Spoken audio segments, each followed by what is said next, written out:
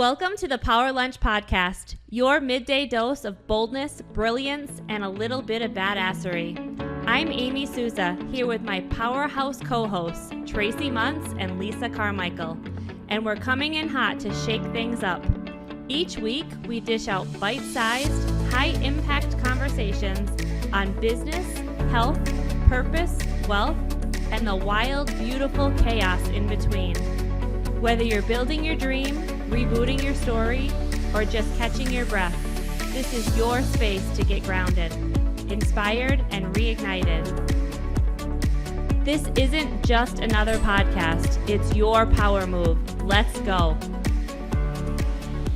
Welcome back to the Power Lunch Podcast. Good morning from Lisa Carmichael, Tracie Munce, and we unfortunately don't have Amy Sousa with us today, but our thoughts and prayers are with her as she goes through the process of losing her father a few weeks ago. But on a good note, we have a very exciting guest with us today. We have Amy Nielsen. Amy is a health insurance broker advisor and a health coaching enthusiast. And enthusiast is, just to say it mildly, I just feel like you are just so excited about the industry, and I've always learned something every time that I've talked with you. You have some exciting things going on right now, and I know we were talking about statistics, and oh geez, this is just so exciting to have you in the room with us. So welcome. Thank you, Lisa. It's great to be here. And Tracie. And Hi, Tracie, I'm here I was too. just going to turn and say hello, Tracie. We're great. Thank you so much. Can I just start by saying you are one of my favorite people. Number one, you're always dressed like on point.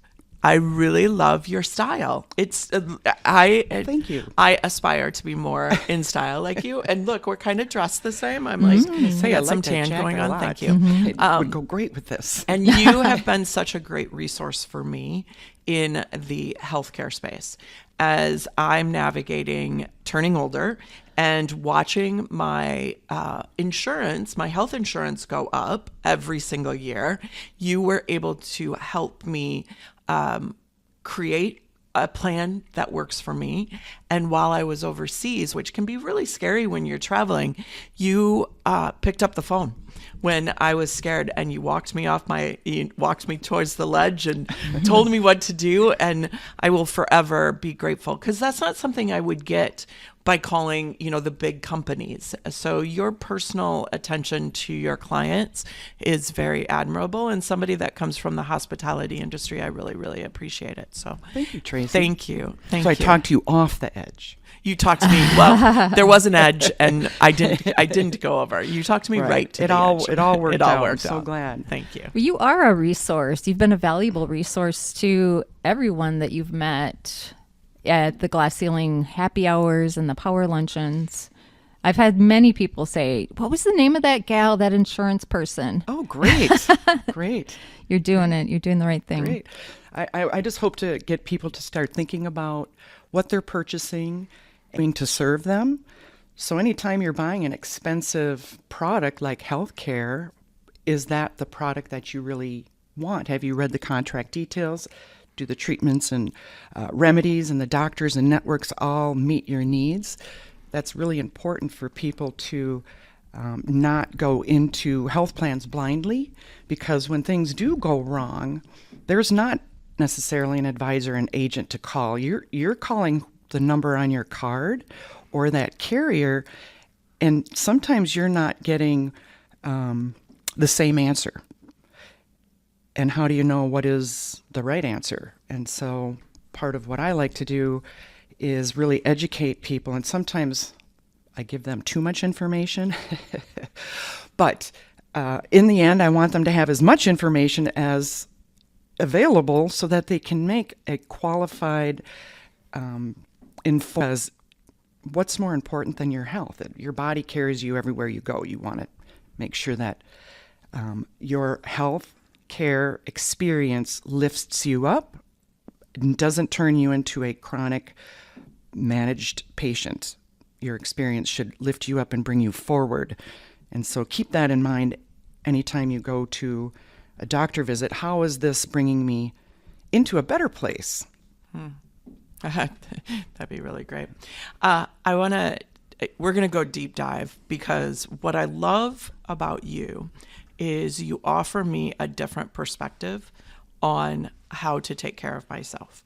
And you've done the research on some, I mean, controversy sounds like a big word, but alternative ways of taking care of our body. So just going forward in this podcast, I just want you as the listener to listen with an open mind and to take the information and research it yourself.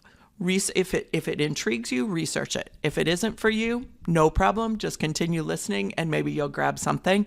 And the reason that I'm preferencing that is that you have, you've done a lot of research into some alternative ways of taking care of your body. You've healed your body. You've done it personally.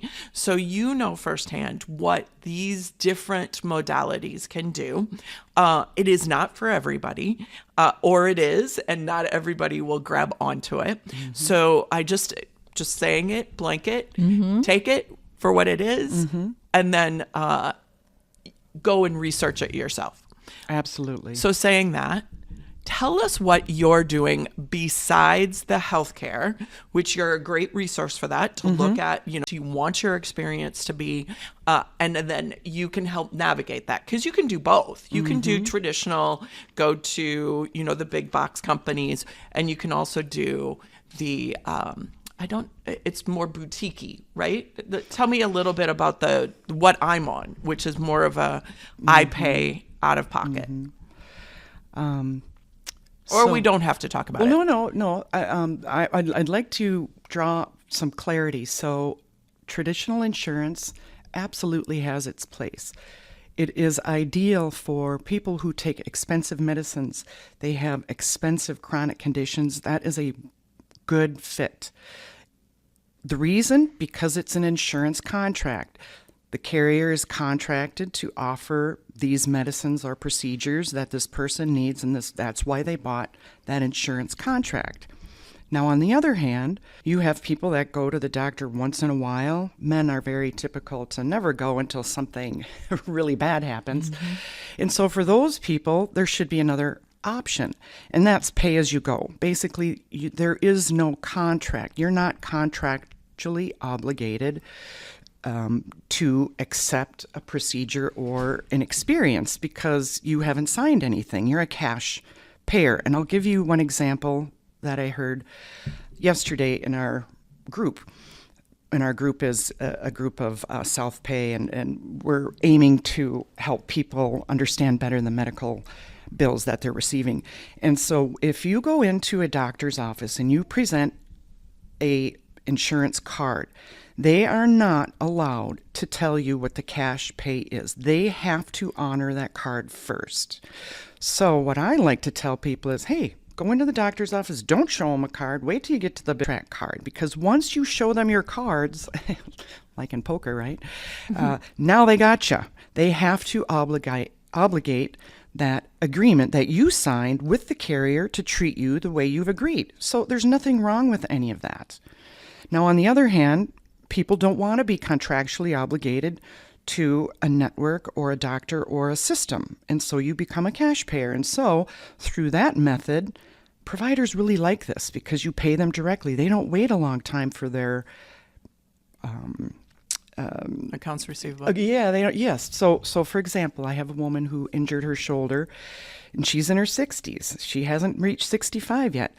And she went to TCO, which is a Twin Cities orthopedic company, and they told her that'd be $40,000 with insurance. And she said, well, I'm a cash payer. And they said, oh, $9,000 up front.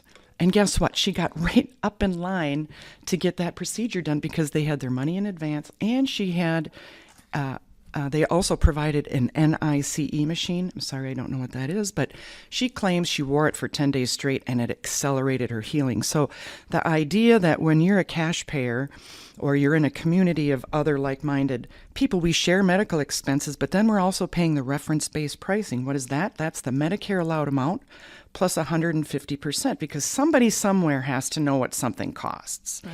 It's crazy. We go in and sell. I mean, I feel bad selling an insurance plan and they have a huge deductible. I can't tell them what the office visit is going to be. All I can say is, well, you've got to meet that deductible first.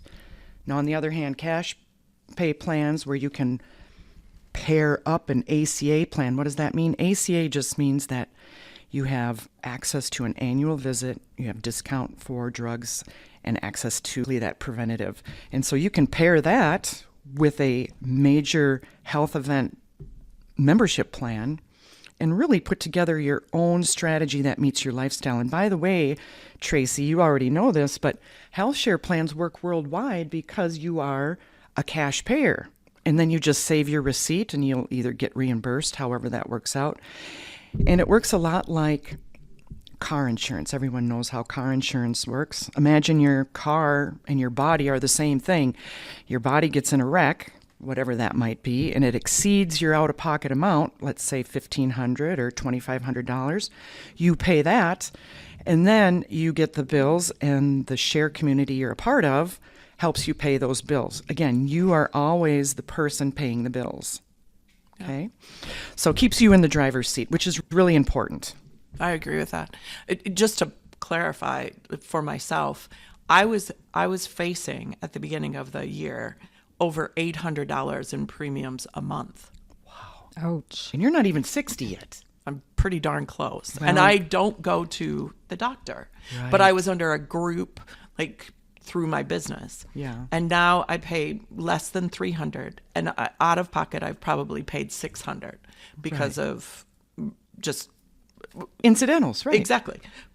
But that's still me saving money. Right. Yeah, and it's you're crazy. Getting the care that you That's right. want. That's you can go see anyone you want. And again, they really like that. Now, I will say for membership health plans, they prefer a licensed provider. Okay. Or let's say someone is they're not licensed, but they're really good at something and they have proven, kind of like this PRP technology, where you can inject your own stem cells into a joint and it regenerates tissue to avoid a knee replacement. That's not covered by insurance, but health shares pay for that. Wow. I had a guy from South Carolina contact me through LinkedIn and say, Amy, I have this PRP business in South Carolina and the health share paid for it. Tell me more about this. And literally within a week, he got an insurance license and started selling health plans with me, as well as his own business, because he sees the trend. This is freedom for people to be able to really get to the core of what's happening, because the medical industry or the insurance industry is really good at treating symptoms. That's right. And fixing things that are broken, but diagnosing and treating is really better done when you look inside yourself and find out what is going on. What emotional situation am I not able to get over that's causing an organ situation because I have a susceptibility in my family history? So everything is connected. Your symptom could be a deficiency, and I'll give you a quick story. So I had a young man, 24, come to me, wanted to get insurance. I put him on an ACA, simple plan, so he could go see a doctor, just in case it turned out to be something worse, right? Well, he went to the doctor with heart problems, and it turned out he was low on potassium. He just needed to eat more bananas. So I was really happy that doctor said, hey, buddy, just all you need is more bananas, instead of why don't you take this prescription drug? Right. Because there are two types of doctors, and it's always great to not take the first opinion, and don't let them scare you, because that can plant damaging seeds that grow, especially if you're a nervous person or you're an anxious person and some bad news and you ruminate on that. It's not a good thing. So just protect your heart and protect your mind, and do research. Like Tracie said, it's so important to go back to understand it yourself, because if you don't, you're prey to other people. I hate to say it. So first off, thank you so much. There was a couple of things that you just said that I was like, woof, woof.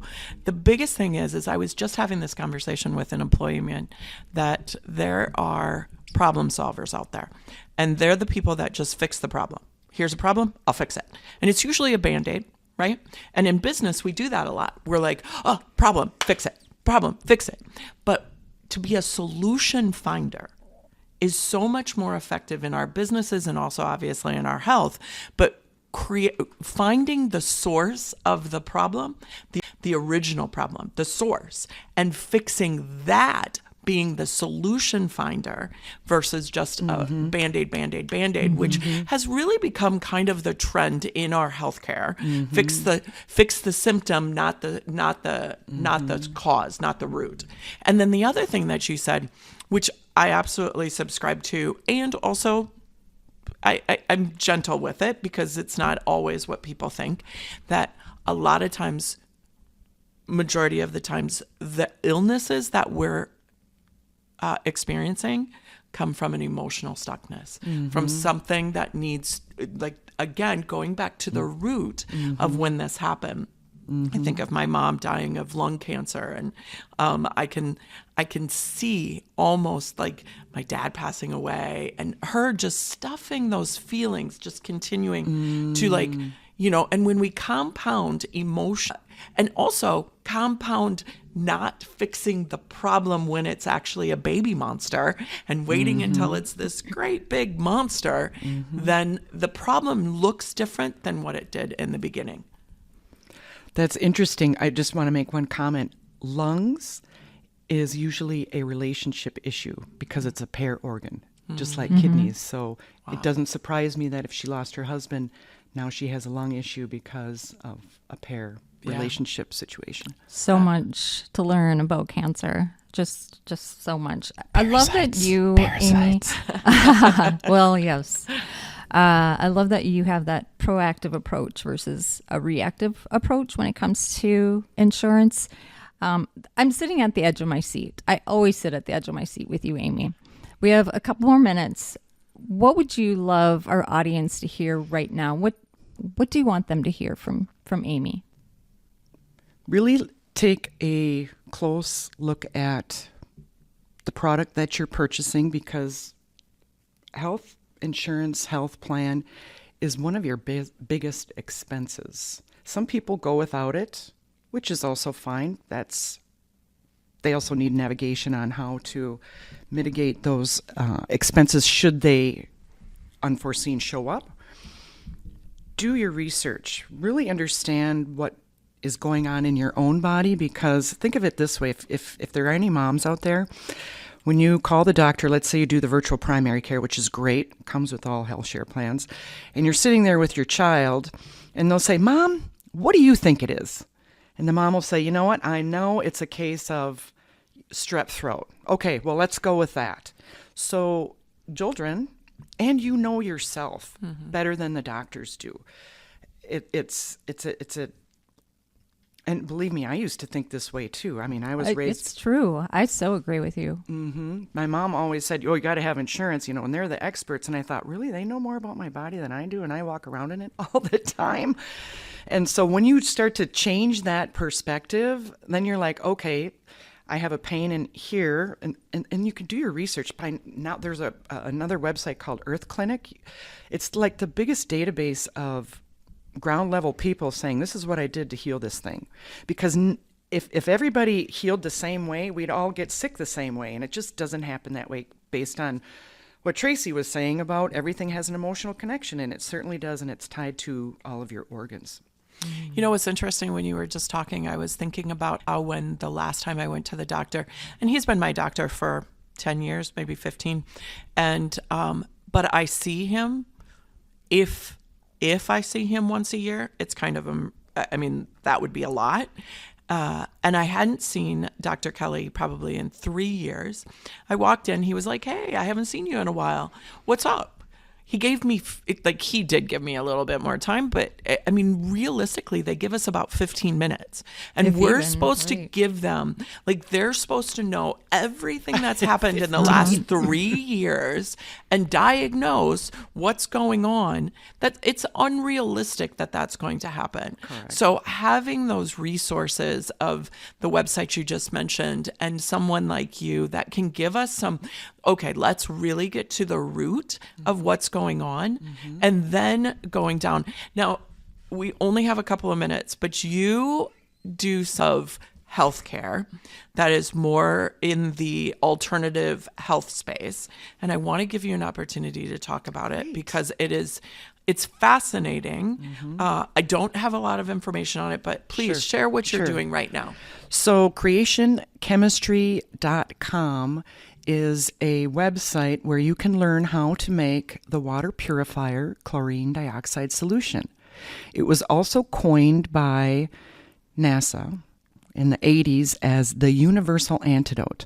And by the way, you can get CDS, or chlorine dioxide solution, on Amazon. Campers use it all the time to purify their water. Now, what's new, what you'll find on Creation Chemistry, is that you take part A and part B and you make a solution, a gas solution, so you're not actually drinking the two parts.